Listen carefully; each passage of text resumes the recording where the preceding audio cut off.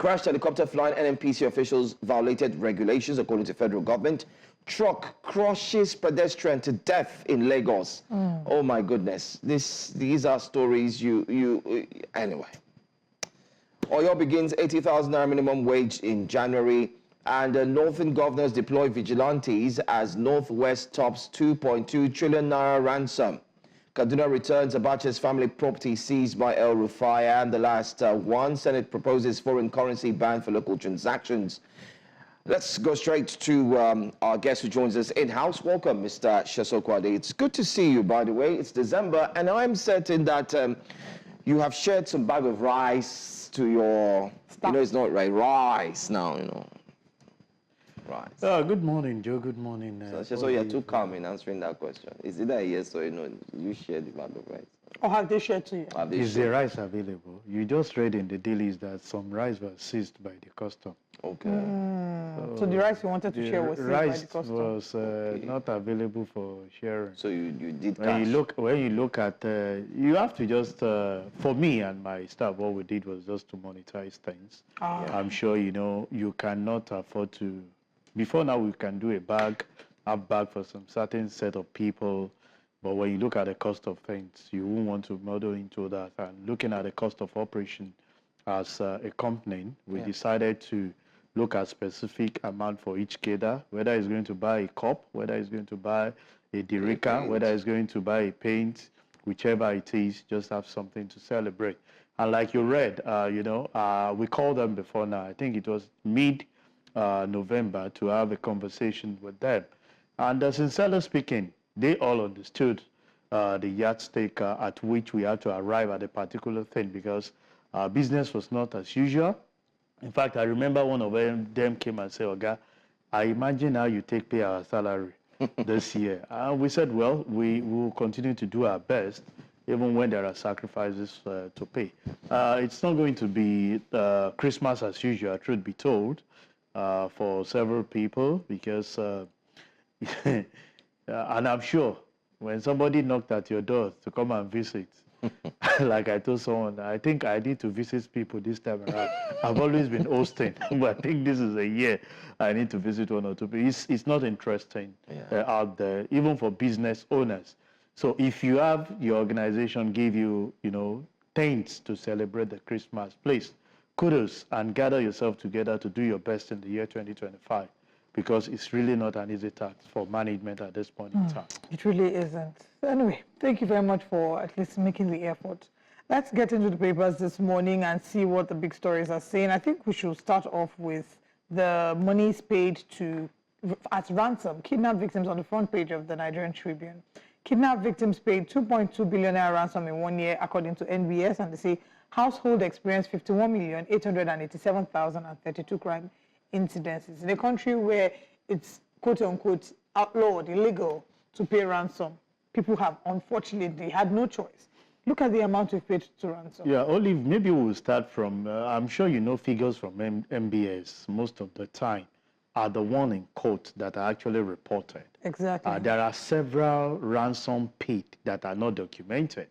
A lot of people will tell you police don't get involved. We handle this ourselves and look for a way to. So if we are saying officially we have 2.2 billion paid 1 year, you can divide that by 12. You know that is far from what the reality is all about in terms of data gathering. So this that we have with the NBS is huge, but I can tell you that's not the real figures that we've seen across the nation in the year 2024. But be that it may, the federal government will tell you that we are improving on the part of the security and things are not working. But we can tell you it's scary for people to even move on the road. This day, people now have to engage security personnel if they can even afford that for them to go. Traveling that we're talking about now, people wants to make this year, those that can even still afford to travel, because that's the only time they visit their, their grassroots to say one or two things. There are pressure on security agencies for them to provide protection to some of those people, and that on its own is huge. So what we keep saying is that, can we start, diverging power, like we said, into the hands of governor, in terms of security. Let's be able to hold the security, the CSOs, which are the governor of each state, accountable for security measures. And we've been saying it repeatedly, enough of everybody waiting for directive from the IGP, from the center, because they will tell you that we need instruction from Abuja to protect and guide people. If you divulge into state and regional policing, even to local vigilante, people will be able to track. You know the set of people that are within your environment, and when you see strange things, you'll be able to act promptly and be able to actually reduce this thing. You see, this is impacting our economy in the sense that people are not afraid. See, I made bold to tell people that years back, over 10, 12 years, I enjoy traveling at night. The atmosphere will be cool, you want to do it. But even to travel by day to some specific area, people will ask you, are you going on suicide mission?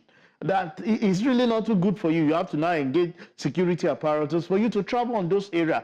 Look at the cost implication for business people when you're even going on business appointment for those things, for the one that you need to physically be present there.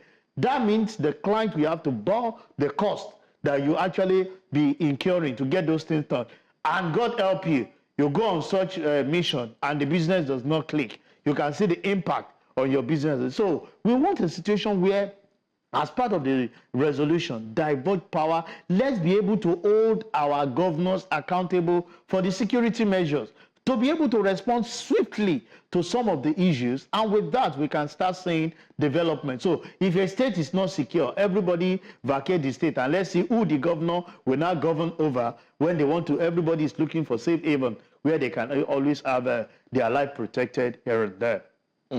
2 point. Anyway, there seems to be a case of reportage in terms of the figures. You do have 2.2 trillion naira in one of the papers. The other one says 2.2 billion. Yeah. So I think 2.2 trillion would be more like it. Yes, it's what we have. If it's trillion, it will be more like. But when you say 2.2 billion, that's just like if you talk. It's not when you talk about people paying 50 billion, 50 million, times, times 100 million. What we've been hearing, we've heard that they've even upped the game to like 1 billion. For them to ask of ransom when it involves expatriate and the like. So when you are now talking of 2.2 billion, you're talking more about like it should be more of 2.2 trillion. Yes, and that's huge if you ask me in our economy. Because that's the same money that is not going into economic development. They are just taking it and keeping it somewhere. Or using it to buy arms. Or by using it to buy arms. Not that they are contributing to industries or things that can grow the economy. It's quite funny how this has continued, and yet many of these monies we do here are being transferred or paid, and yet there's no ability to track. But anyway, let's move on to our next story because of time. Federal government opposition clash over Tinubu's economic reforms. The front page of the Punch newspaper. PDP, LP, NMPP link president's reforms to worsening hardship. We just had our man join us live from Delta State there, and he interviewed a few indigents of the state. We could hear them crying loud how bad the economy really is. Even for all of us here, we can attest to it. Like they say in the local pidgin parlance, it touch everybody. But yet, you still have the ruling party saying, no, the reforms are working. You see, we keep saying it that it's good to talk about the economic reform by the ruling party, that it's addressing the decadence that they met. But I want to believe that there should be like what I don't want to use subsidy, something like a cushion effect on the part of the citizen that this reform is actually being worked on. In one of the headlines, we spoke about, you read some state governors who has actually attest to the fact that they will pay minimum wage, saying they will start by January. So look at the gap. This was signed into law like around September, and this is December, and we are still saying we will start implementation of that particular thing in January. So that means the fate of some of these civil servants, let me even address some of those ones now, is saying that the same 30,000 minimum wage that they've been receiving is what they will get even for the end of the year, which is December. So you can imagine the gap. But I remember then when the Senate president came and said, anyone that do not implement this will definitely be prosecuted. They are fast at addressing the private companies. I'm sure a lot of people will be after private companies that are not adhering to this law that has been signed. But how many on the part of the government to fulfill some of these things are areas that we need to actually address to. So it's not about LP, it's not about PDP, it's the reality. But you see, most of the people, and Mr. President will always come out to say, I feel your pain. But the area of address is that you feel the pain, but we are not feeling the succor on the part of the people. I heard the other man complaining, saying, you created reveal and saying free transportation via train. Are all of us going to ride on the train? We've said it. I remember Bodi George coming to say, at least for this period, crash down the freight to about 300 naira because of the impact of the transportation. So it's a function of these reforms, in as much as a lot of us will say it's good, it's fantastic. What is the cushion effect for an average citizen to actually survive? Because when this the reforms start manifesting, I'm sure you'll not be addressing it on dead people. Because when people cannot survive, are entering into depression day by day because they cannot meet certain obligations. A lot of loans are run bad because the organization could not meet up with what is expected of them. They borrow the loan at a specific amount. The inflation rate is not reducing. It's impacting more on businesses. And we say reforms are working, hardship are not there. Let's speak to reality. We understand that the reforms are actually there, but there must be succor. There must be, a cushion effect for the survival of those organizations to be able to cater for the citizen. You can imagine if at the end of this year, your organization, after giving some of us bonuses and the likes, come January and saying we are reducing the staff strength by 50%. What happened to those guys that you are returning back to the labor market? It put pressure on insecurity, because when they don't have anything to do, the next thing is to resort into things, means of livelihood that we all know is really not legal. A lot of people are on the road these days. You are in your car, want to attack you, collect your phone, collect your this thing. Small, what we will call small robbery are happening. And what I keep saying is that, do you know that a lot of pressure are now being put on security? I traveled to Ibadan, Lagos-Ibadan Express yesterday, and come and see at every, few meters, police security men there. Why? Because we are envisaging that there might be attack, and a lot of people are actually traveling. But if the level of security, insecurity has reduced, we will be putting so much pressure on some of these things. And these are areas I think government need to address. Reforms, good, but what are the, succor, what are the reliefs that you're actually giving to people for survival, so that when those reforms start, materializing, you can still have organization that you can task, that you can task to pay some of those things. But if they are not out there, a lot of them are excusing you to go to neighboring country. So will you now be, creating some of those reform reliefs and taxes that you're actually talking about? That's an area that we feel the government need to look into.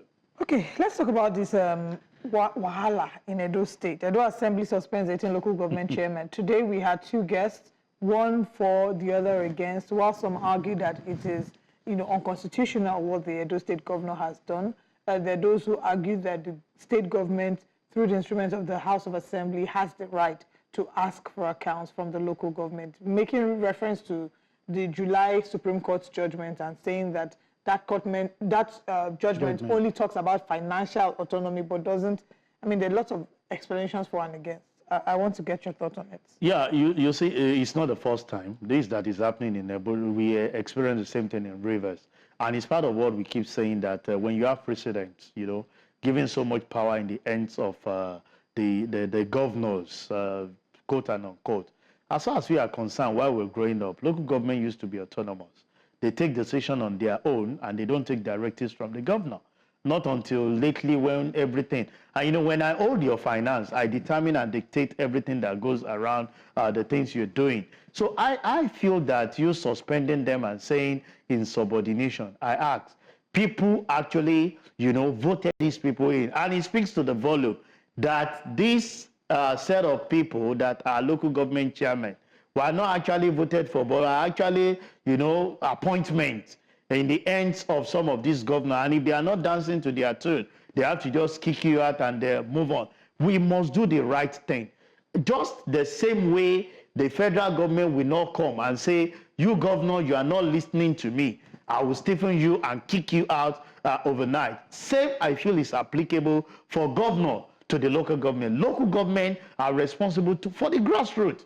The governor, I don't think Mr. President will wake up tomorrow and say, this opposition party who are not in alliance with some of the things we are doing at the federal level, we are going to suspend you. That will not happen. So I don't expect state governor to come up and infuse their power on local government. You need to come to a common ground. Because when this has been done, it is the citizen that will suffer it. Because there won't be anything called governance. You only leave it in the hands of very few that consider that as an opportunity for them to even see how they can make available to themselves some of the national case. So I feel the right thing needs to be done. If indeed the local government are the third arm of government, let them operate autonomously and don't let this overbearing power that we're getting from the state governor on the local government, let them cease, and we can have that which is expected of us as a nation. Senate proposes foreign currency ban for local transactions. It's past its first reading. What they're simply saying here is all the expatriates that come into the country and earn in dollars, there'll be no more. If you come to Nigeria, they convert the dollar, you earn in naira. Things that we buy and purchase in dollar, especially houses, accommodation, rent that they pay in dollars, everything should be streamlined to be paid in naira. Experts have said it's good. What's your take? My take on it is good, but my problem is implementation, because the same set of people making the law are the same set of people that flout the law. And maybe they should add in the law that when it's election time, nobody should have a... Because we all know what happened 2023. Naira was not shared. Yeah. It is more of the foreign exchange that was actually there. It's the right thing for us to do. It will shock you. One of my sisters called me that their landlord called them and said, excuse me, I'm no longer collecting rent in naira. I want it in dollar, and this is the rate I want to collect. And the guy said, I've never cited $1 in my life, sir. How do you say you go and buy? What I will tell you is that this is the amount I want to collect in dollars. And you go and get the dollar and give to me, because even if at that point, if dollar is 1.7 now, if by next year when your rent will expire, it's going to be 800, I don't mind. If it is going to be, but I know the goalpost will change when the dollar, you know, loses its value. I don't have issues with some of this law, but when it comes to implementation, it's always a problem, because the same set of people that are making the law are the ones flouting the law. They may not be at the face of it, but they are people who work behind the scene to carry out that, a lot of things. If you're able to domesticate all these things and implement it, that we no longer see dollars as, we will see our currency come up the way it should be. Because a lot of things are happening. There is nothing you want to get. The wig that my sister is buying, you will buy it through dollar, education, dollar, health, dollar, everything, dollar. Why must that be? Even the rent you are paying in dollar, because somebody feel. And even the man that is asking that you should pay him in dollar, some of them too have not cited dollar. It's maybe because they have family that say, sir, the next thing to do now is it. And even when they get those dollars, are they actually domesticating it there? They shift it out there, and it, you know, into their dorm account, and it's out there, it's out. Not collecting, not having any impact on our economy. It's not about the law. It's about the implementation when those things actually become law, because we have a lot of our laws that should have actually assisted in the growth of our economy. And the tax reform. But when it comes to implementation, it becomes a bottle of care that everybody starts. This thing, when it gets to the final reading, you now see different spheres of senators coming against it. Why it will not fair, just like we have with this tax reform bill before the National Assembly. Okay. Let's still look at the Punch newspaper. Let's see what your thoughts are regarding Nnamdi Kanu's release may not end Southeastern security, says Soludo. Well, the governor understands the reason why he's actually saying that, but we just feel whether it will not. I think it's just proper for us to follow the law. This man repeatedly, I'm not from the Southeast, we've heard that the court has granted them bail, but as soon as they grant him bail for him to be released, another offense will come up and they will charge him with additional one. Whether it will or it will not, the truth is, let's follow the due process of the law. release the man and let's see what becomes. Let him have his freedom if indeed we have respect for the rule of law. That's coming again from that aspect. I keep feeling for the people in the Southeast each time I hear that Mondays, that in some part of the nation, we consider as a very, if I don't joke with my Mondays, you hardly have access to me because it's a day to plan for the week, how it's going to run, and you are just having a seat at home. If it's not going to impact the level of insecurity, let's give it a try. Let's release him so that people can move freely and do what they like. Freedom, there is nothing as freedom to move out as at the time that is needed and is required. But I just feel that let's adhere to the law. If the court has actually granted him bail, let's obey that and see what becomes of it. Not we just envisage it that will not solve the problem in the Southeast. Well said. And these are some of the big stories on the front pages that we have completely seen. I do not know if we have access to the Daily Trust newspaper as we wrap up. Just a bit in 30 seconds. It gives us an infographic of what we've talked about earlier on. 614,937 Nigerians killed. 2.2 million abducted in 1 year, according to NBS. And you can see the infographic there. It shows in percentages what has happened to every single Nigerian. I think Nigerians need to take time and look at this report from the NBS. Very key. We might also have to delve into this in the course of the week, especially on Breakfast Central here. But finally,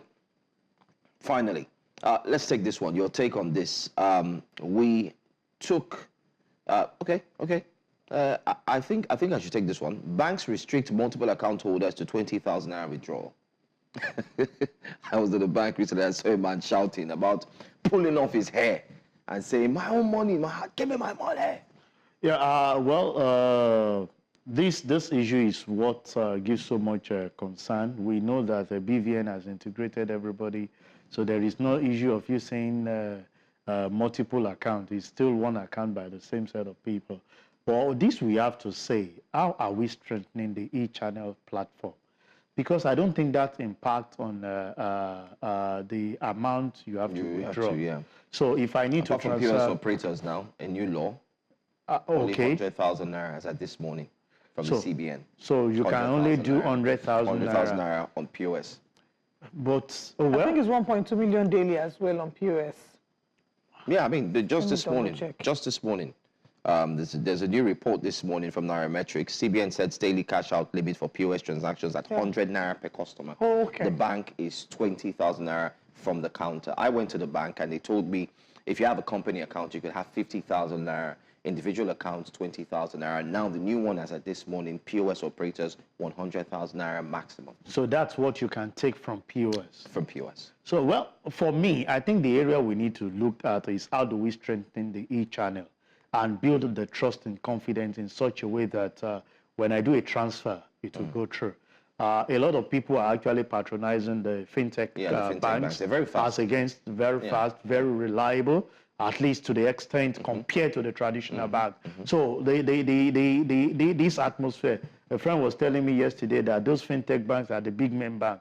Because when you go to even to the mall and everywhere, that's what everybody is using. If you don't have it, that means you are not a business. That's the way everybody actually looked at this. And I consider the traditional banks, if they don't up their game, they might see them fizzling out over time. So how can we strengthen the issue of people making transfer and reducing the failure rate? We know that we know that has actually reduced, but at the same time, we must be able to improve on it so that I don't need to handle cash in any way. If I want to make any transaction as huge as 100, 200,000, it's a matter of you giving me. But a lot of people will tell you that they will debit me and the money won't get to you. And that build up this distrust to say, because it's impacting on your business. You're selling to me, and you expect the money to come in for you to be able to transfer to another person to buy more goods. And all of a sudden, it's leaving my own bank. It's not getting to you for you to get value to be able to restock. that has already impacted on your business. And tomorrow, you think that I will have confidence to say you do transfer. I want to ask for cash. That's why we're saying that let's build more on the infrastructure so that the trust will be there. When you have the confidence that you can transfer at ease any amount you want to do, the other party won't be resisting that aspect of saying doing transfer or using internet banking, because we've seen a lot of failures. And I think we'll give kudos to the fintech company. Yeah. Let them continue to strengthen that base, because everywhere you go now, it's about them. But being able to carry out that particular thing. Anyway, because of time, I think one of the updates concerning the fintechs again is the fact that the CBN has placed imposed 50 naira per transfer. Especially on their channels. What the fintechs have done is they've pushed this 50 naira to the users. We understand we understand the government. Each time you see something progressing, the next thing is to deal with the masses. God will help them. The truth is, we are ready to pay for me, I'll pay the 50 naira, because the ease of going to queue. I think maybe 5 naira, 10 naira would have been the Shebi is revenue. We are driven by revenue, and it is the masses. Anything that is actually growing in this company, expect the government to wedge in and look for a way to have a chunk from that particular thing. They understand now that the traditional banking is no longer as effective as it used to be. Everybody is going to the fintech, and they feel it's good money on their own part. What are we getting? So let's start having 50 naira on every transaction. Mind you, it's every transaction. So when you do 1,000, 10,000 naira. So when you do 10,000 at about into 10 places, that means they've had to themselves 500 naira. So accumulate that at the end of it. And we always ask, when this revenue comes, what is the impact that the citizens are getting as social contract? Is it coming to FAC? Is it going to come? Or we are increasing the bit at which we are allocating to our individual. So these are areas we should look at ways to ease the burden on the people, not when you see certain things growing. It is then you want to impact either on that particular business or the citizens that are actually patronizing them. It's not the way to go. I would have think that maybe 5 naira would have sufficed. I thought 5 naira for every 10,000. To start up with, then you increase, because bear in mind because of the fintechs you're talking about this, or for the actual banks? The fintechs, because the banks. Okay, so for the banks, already making a lot of money from the banks already. If you use mobile banking, there's a new one, 6 naira 40 kobo. Before you even start using the mobile banking, and once you transfer, there's 24 naira 5 kobo that you also have, or 26 naira for some banks. Then there's also 50 naira as well if you use the other. So there are a lot of here and there, taxes here and there. Maybe the tax reform bill would also have to address this as we progress. Let's wait and see. But in as much as they will keep saying that we don't want to bother or burden the masses. I think that's just one side. We are collecting from another side. Yeah. So imagine somebody who wants to make a transfer of 10 naira, you're saying 15 naira. You consider that it's small, but put 50 naira into, I've heard of somebody that was saying that all he did was just to be having the decimals. These days you go to places, they tell you 0.72 kobo. Yeah. Do you collect the 72? No. Put those 72, 98, 58 kobo in a day and look at the amount that you amass to yourself as an individual for not to now talk of 50 kobo, no, 50 naira. We are talking of 50 naira, not even 50 kobo. So it's something that we need to critically look into. If we do a quick calculation, I mean, I do recall a friend who had said, he was a banker, and he said sometimes Nigerians are very oblivious to the fact that they do not make a request of the kobo that they find in their account. So sometimes if a bank charges you, they take like 7 naira 32 kobo. And he said, take away that 32 kobo, just exactly like you said. Yeah. I mean, he said this like about 7 years ago. 32 kobo times 100 million Nigerians. Then you now know that you see why the banks are indeed, smiling and so on. So of course, and that's why they will continue to declare so much profit that is not impacting on the economy. All right. I mean, there's so many stories that I think we've been able to touch on many of them, but I think just we highlight the one of Senate proposing foreign currency ban for local transactions. I like that. The Central Bank of Nigeria already, the CBN Act does not approve, if I'm correct. And I know there was a memo. When was this press release put out?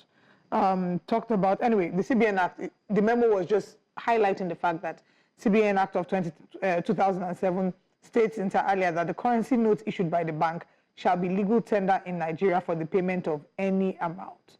And anyone who contravenes this position is guilty of an offense and shall be liable on conviction to a prescribed fine or 6 months imprisonment. So there was already an establishment that outlawed this. So the need for the actual bill is a bit concerning. Like, why do we need to? If the CBN Act already prohibits this and it's still being, done. It's part of what we keep saying, you live now. Just there like are said, laws that are domicile in this country. But we don't have to do a bill. If we implement 1/10 of those laws the way it is, each time we wake up to say we need this new law, we need to enact this bill, I ask myself the question, there is something similar to this that we've heard before now. Yeah. How much have we gone far on it?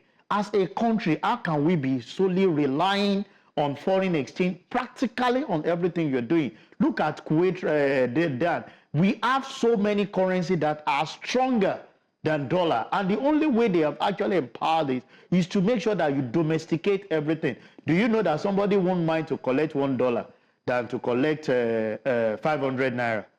I've seen an individual that they actually gave $1 to, and somebody is offering him to give 10,000, saying, dollar.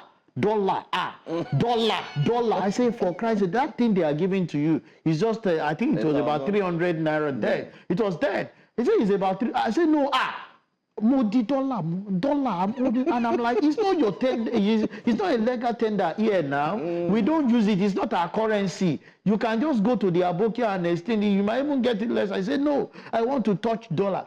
That's for somebody who is not even high up there. The way we promote this thing, and that's how I tell everybody, if we adhere to the rules and we implement it the way it should be, my concern is that the people that actually initiate, create the law are the ones that will flout it, and nothing will happen to them. Otherwise, if we have some of them as scapegoat, just like everybody said, we have it in the CBN Act, then definitely it's not something you need to start promoting. But we saw what happened in 2023 elections as well, where everyone had made mention of dollar flying up and down, which also it's everywhere now. Nobody ever denied now. The embattled CBN governor, current former CBN governor. Yes, who equally had made statements about the dollar and then the need for the change of naira and so on and so forth. If you go and ask the amount of foreign exchange in the hands of so many elites that you have high up there, I'm telling you, if they follow through this act to make sure that you reduce those things and say you no longer do anything in foreign exchange, you will see it's just like when there was a cash crunch now, change of currency. I saw 200 naira printed 2003, mint, not mint. People started dishing it out, giving it out freely. Just because you come, somebody give you a pack of 220,000 and say, I want to pay you in cash. I don't want to do transfer. Because these are amount of money that are in the hands of so many. And is it for the masses? Is it somebody that cannot afford to have 10,000 naira that you'll be seeing so much money in his hand? So when you make the law, you ask yourself, who is the law meant for? Is it for the masses or for the elites? They are the same set of people that are actually making the law. How much of it are they addressing on their part to make sure that those things actually work through for them to actually have a better country? If this country must succeed, it's in the hands of our elites and the politicians to do the right thing, because there are laws, enacting some of these things. But when it comes to implementation, it's double standard, just like we always have it. I was reading on the social media this morning of a video that went viral of a guy that stole something in Oshun. Foul. I was sentenced to death.